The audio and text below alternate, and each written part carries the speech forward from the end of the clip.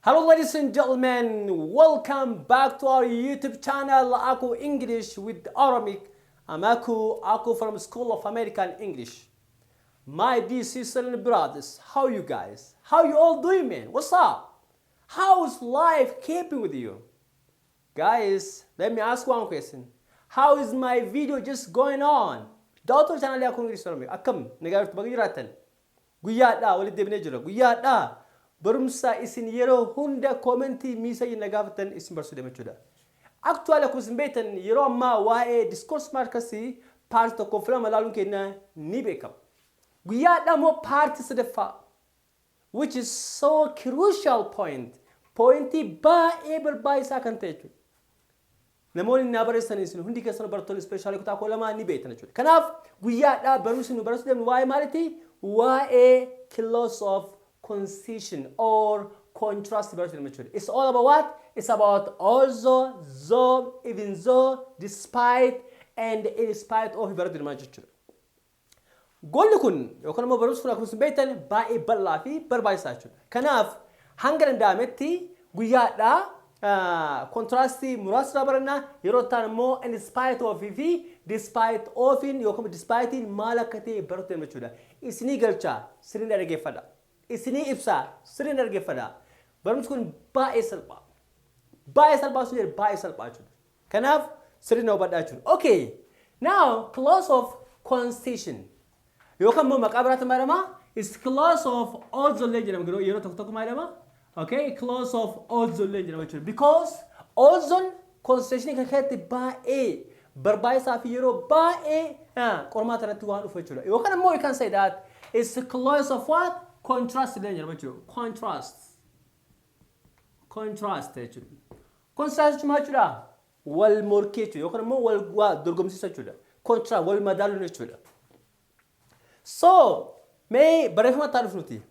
These clauses are introduced by gaalen kuni yookaan immoo gaalen yookaan immoo ciroon asirratti barreeffama kuni kan ittiin ibsamu yookaan immoo clause of concession kan ittiin ibsamu tokkoffaan maalidha? Also. Lamaffaan though, even though, no matter how, however, and etc. Or you can say sometimes even, okay? Even if. Nijraitul. Jechoon isa barreeffama kunniin diiman barreeffama kunniin maal ibsa? They introduce clause of concession or contrast ibsaa jechuudha. Wal morkii ibsa jechuudha. Faallaa ibsaa jechuudha. How? They are used to join two opposite or contrasting idea. Faayidaan isaanii hima lama join godha. Hima lama kan uf danda'e kan subjective verbii fi objective qaba jechuudha. Maal join godha? Idea yookaan immoo hima lama kan uf danda'e contrast yookaan immoo wal madaalsaa jechuudha. So they are used to join two opposite or contrasting idea jechuudha. Yaada waliin faala lama waliin link godha yookaan immoo walitti join godha jechuudha.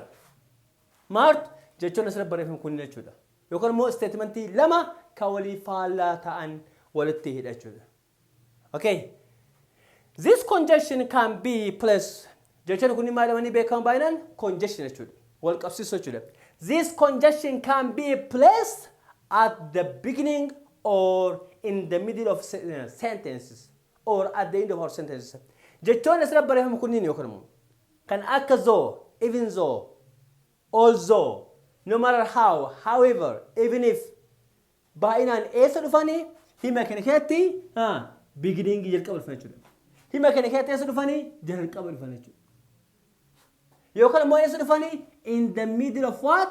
Our statements. Hima kana keessatti eessa dhufanii qixxee dhufan jechuudha. Taa'umsaa baay'inaan eessa? Lamee kana jechuudha. When they come at the beginning, a comma, okay? A comma is placed between the two clauses. Yoo jechoon yookaan immoo contrast kunniin hima kana keessa jalqaba dhufan comma keenya eessa dhufa? Hima kana keessa qixxee dhufa jechuudha. Qixxee dhufa jechuudha. Gaafa immoo jechoon kunniin qixxee dhufan comma keenya hin barbaachisu jechuudha. Kan jalqaba dhufan kunniin maadha? Qubee guddaa jalqaba irratti ka'a. Gaafa immoo qixxee dhufan maadha? Qubee xiqqaa ta'anii jechuudha. Mee formulaa kenna fakkii diimaa kana laalu formulaa kenna jechuudha. Yeroo hundayyuu also isa fayyadamnaan jalqaba irra fayyadamna jechuudha. Also. Okay. Also plus subject plus verb plus object jechuudha. Then comma. Again say plus verb plus what? O jechuudha. Kuni formulaa kenna jechuudha. Yeroo hundayyuu also dura dhufnaan comma qixxeessa nuti qaba jechuudha. Okay? Akkasumas immoo even though ammallee deemee maali? Even though say plus verb plus what? Comma jechuudha. Kanaaf bakka even though fayyadamuu dandeenya yookaan immoo bakka also even though fayyadamuu dandeenya jechuudha. Asirraa maal hubattanii? Even though fi also fi zone hima keenya keessatti jalqaba dhufnaan comman hima keenya keessatti ni barbaachisaa jechuudha. Yoo ammoo hima keenya hima biraatiin ka'ee yookaan immoo statementiin keenya ka gara mirgaa jiru waan biraa ta'ee also yookaan immoo qixxirratti nu gaafatan maalidha? Qubee keenya xiqqaataa comman keenya fuuldura jira jechuudha. Comma keenya asitti barbaachisu baay'ee. Comma keenya maalidha? Asitti hin barbaachisu jechuudha. Himi keenya qixxirratti even though taanaan yookaan immoo also taanaan comma keenya baay'ee asitti hin barbaachisu jechuudha. Waliigalaa miree kanaaf kun formulaa keenya jechuudha. Eeshi sadaffaan maalidha? Though jechuudha. Amma ilaala also fi even though barbaachisaa yeroo baay'ee dhufanii hima keenya keessatti jalqaba dhufan jechuudha. Cool. Lammaffaan immoo sadaffaan maalidha? Though jechuudha. Though isa fayyadamuu dandeenya hima keenya keessatti jalqaba irra fayyadamuu hin dandeenya jechuudha. Hima keenya keessatti jalqaba irra fayyadamuu hin dandeenya jechuudha. Akkuma kanneen yookaan immoo akkuma also fi even though gaafa jalqaba fayyadamnu comman qixxee taa'uun dirqama jechuudha. Akkasumas immoo qubee guddaan ka'uun dirqama jechuudha. Also laa ta'uuti even though qubee maal ta'uu qabanii? Qubee guddaa ta'uu qaba jechuudha.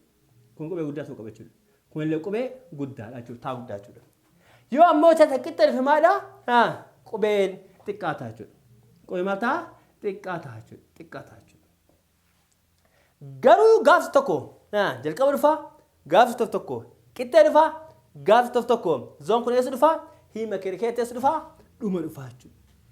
Kunoo jalqaba irratti qixxee irrattii fi dhuma irratti dhufa jechuudha.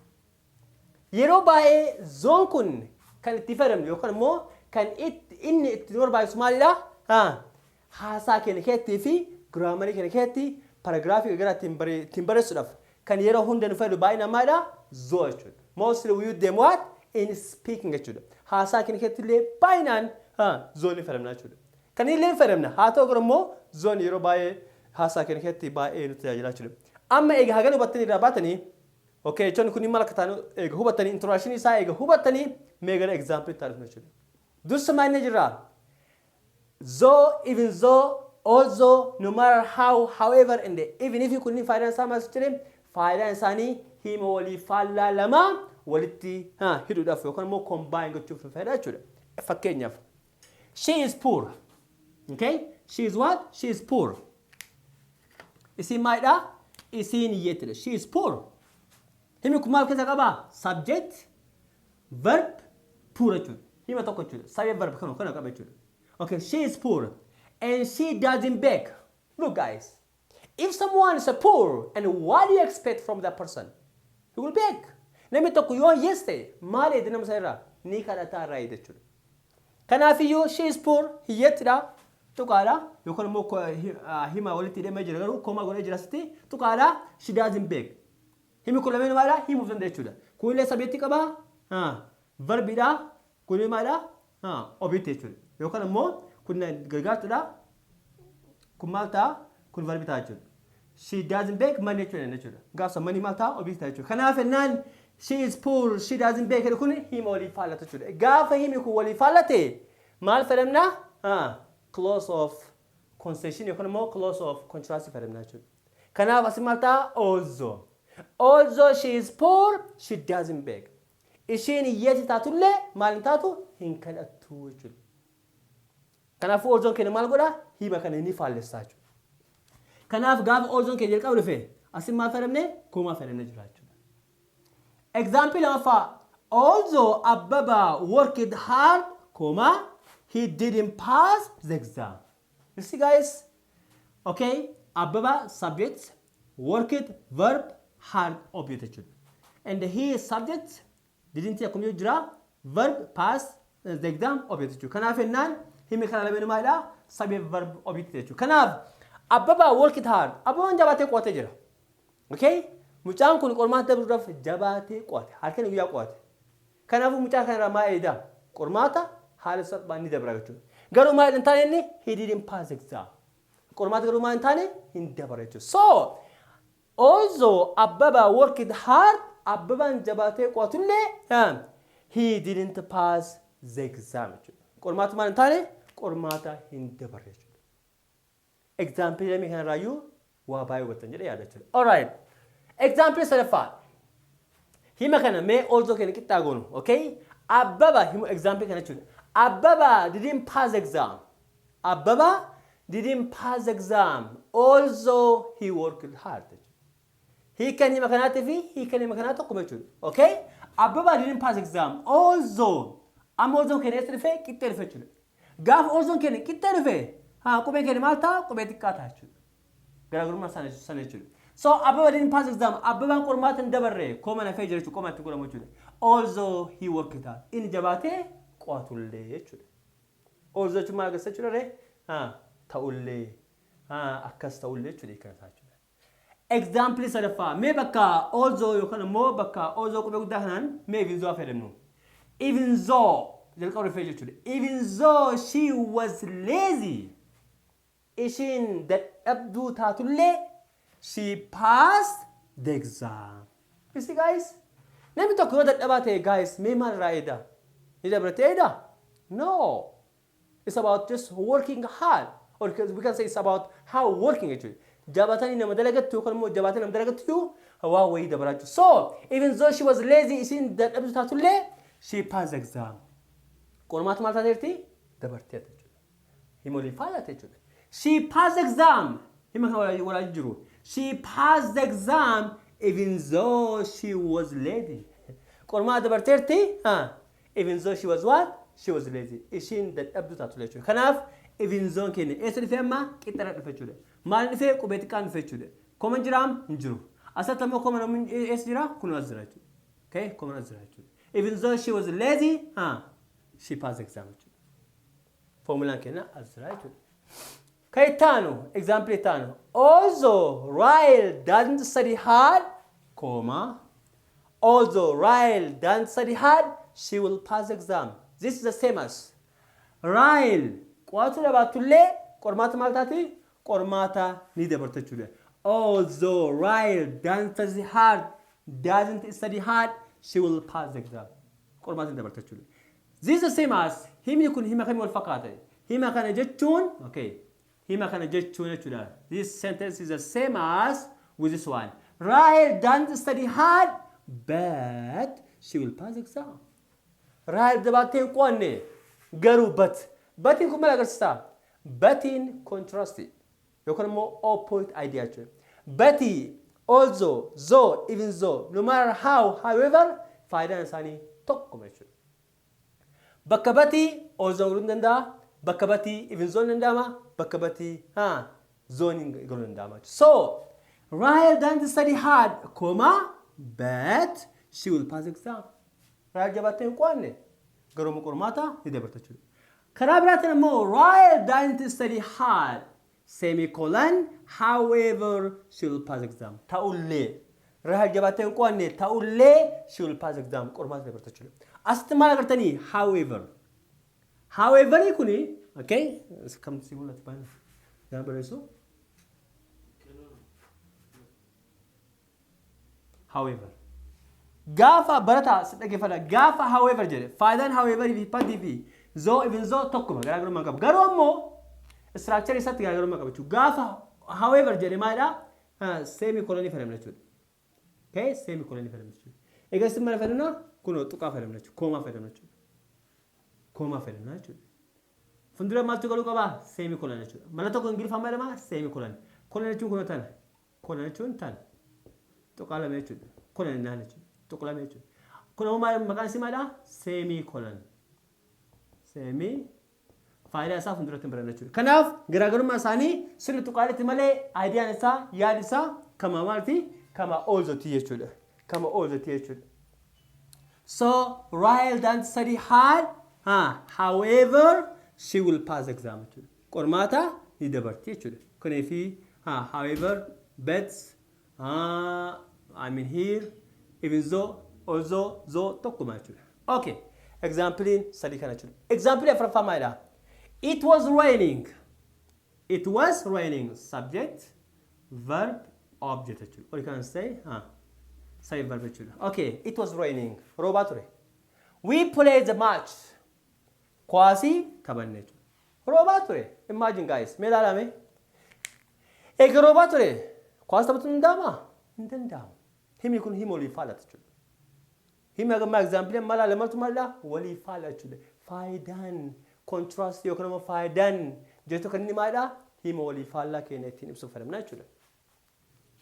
Okay, it was raining. We played the match. Hima kana walitti haayume combine agunu. It was raining. Okay? Comma, but we played the match. Roobaa ture. Okay? Comma, it was raining, comma, but we played the match. Yeroo baay'ee comma kenna batii funduraan dubaraan ni fayyadamna jechuudha. It's optional. Optional jechuudha. Fayyadamuu dandeettaa dhiisuu dandeetta. Garuu immoo mostly maalidha? Ni fayyadamna jechuudha. Yeroo kan immoo annaan although it was raining gaafa although fayyadamna jechuudha. Bakka batiidha. Yoo although fayyadamna kan godhee fayyadamna although qabana fayyadamna. Although it was raining, we played match. Roobni roobaa turullee nuti maal goonee jira? Kwaasii yookaan immoo taphannee jira jechuudha. So although keessa finne jalqaba finne jechuudha. Ayitta immoo qixxee hin hirmaafinne batii finne jechuudha. Kanaaf faayidaan although batii however fi even though zolleen tokkuma jechuudha. Okay, example ittaanu. There was a trouble, okay? There was a terrible traffic jam. There was a terrible traffic jam. Trouble traffic jam jechuun rakkoo tiraafikaa guddattu jira yookaan immoo ture jechuudha. We arrived on time. Garuu immoo maalidha? Yeroodhaan geenyee ture jechuudha. Look guys, osoo tiraafikiin baay'ee jiru, osoo konkolaataan baay'ee wal cinqu, ati akkamitti tirtee achi geetta? Walii faallaa jechuudha. Tiraafikiin jira jechaa? Asii immoo yeroodhaan achi geenye jechuun walii faallaa jechuudha. Okay? Beela jechaa nyaadhachuun walii faallaa jechuudha. Okay? Kanaaf ennaan hima kana yeroo walitti numaa goonettina we arrived on time. Okay? We arrived on time. I mean on time. Okay? Zone kana eessa dhufe jira? Qixxeeffa jechuudha. We arrived on time. Though there was trouble traffic jam. Yeroodhaan geennee traafikii yookaan immoo konkolaataa kaaratti baatu jechuudha. Yookaan immoo we arrived on time. Although there was terrible traffic light jechuudha. Yeroodhaan geennee traafikiin yookaan immoo konkolaataan crowded ta'u yookaan immoo baay'atullee jechuudha. Kanaaf yoo himni kun walii maalidha? Walii faalladha jechuudha. Note hubachiisa. Where we have used also. Okay? Where we have used also, we can substitute even though without a difference of meaning. Gaafa also fayyadamne yookaan immoo bakka also fayyadamne jechuudha. Where we have used also bakka also fayyadamne jechuudha. We can substitute jijjiiruu dandeenya yookaan immoo bakka buusuu ni dandeenya. Even though yookaan immoo however yookaan immoo but yookaan immoo though without a difference of meaning jechuudha. Osoo hiika takka jijjiiraman finne jechuudha. Note 2 hubachiisa lamaffaa. But is also used to combine two. But illeen akkuma also fa'a hima lama wal qunnamsiisa jechuudha. To combine two statements hima lama wal qunnamsiisa having a contrasting idea. Hima walii faala lama jechuudha. Yookaan immoo hima ideyaan isaa walii faala lama wal qunnamsiisa jechuudha. Example, he ran fast. Okay? He ran fast. Jabaatee fiigee jechuudha. But garuu he couldn't catch the bus. Ajaa'iba fiigee, sirriitti fiigee garuu immoo maalidha? Baasii qabachuu yookaan immoo dhaqqabachuu hin dandeenye jechuudha. Himi kun waliif faallaa jechuudha. So, he ran fast, ajaa'iba fiigee, but koma dubaraan finne, but he couldn't catch the bus jechuudha. Yookaan immoo baasa dhaqqabachuu hin dandeenye jechuudha. You see? Kanaaf daawwattoota chaanaalii Akkoo Ingilish Oromic. Wanti isin yeroo hunda wajjin dhiphattanii fi yeroo hunda na gaafattan waa'ee also, even though fi no matter how, however, but kana fakkaata. yeroo taanu waa'ee in spite of fi despite maal akka ta'e garaagarummaa isaa laata jechuudha. Despite fi in spite fi also even though zone wal dhufeen isaanii maal akka ta'e illee kilaasii viidiyoo taanutti walumaan laata jechuudha. Daawwattoota chaanaalii akka Ingiliffaa Oromic. Barumsi kiyya waa'ee clause of concession yookaan immoo clause of contrast gabaabinaan kana fakkaata. Mee eessa isin dhibe? Yoo kilaasii kana xumurre exercise baay'ee isaa isin dalaga jechuudha. Akka isin galu jechuudha. Akkasumas immoo gaafii insurance irratti dhufee okay kan bara kanaallee haa ta'uuti kan bara isin duraallee akkamitti akka dhufee isin agarsiisa jechuudha. Kana fakkaata. Chaanaalii kiyya akkuma duraanii subscribe, like, share akka naa gootan kabajaan isin gaafadha. Yoomiyyuu isin jaalladha. Love you all.